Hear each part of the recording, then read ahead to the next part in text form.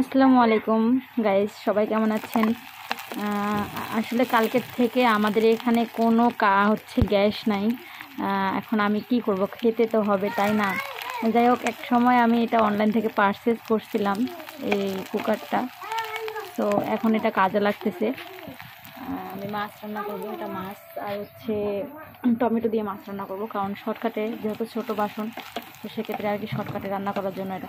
তো যারা ব্যাচেলার থাকেন তাদের জন্য এই প্রোডাক্টটা আসলে অনেক বেস্ট। ঠিক আছে, আসলে আমি কোনো প্রমোশনাল ভিডিও করতেছি না, বাট মানে আসলে সত্যিই এই প্রোডাক্টটা অনেক ভালো। কারণ আমি এখানে মাছ ভাজলাম, ভাত রান্না করছি, এখন তরকারিও রান্না করতেছি। অনেক ভালো প্রোডাক্টটা আর কি।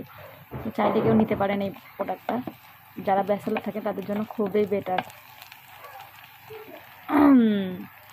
তো কি বলবো, সব মিলিয়ে আর কি খুব কষ্টেই দিনকাল কাটতেছে, যেহেতু গ্যাস নেই। গ্যাস ছাড়া আসলে রান্না করাটা খুব কষ্টকর, কেননা মন মতো রান্না করতেও পারতেছি না। ঠিক আছে, তো ঠিক আছে, ভালো থাকবেন সবাই, ধন্যবাদ।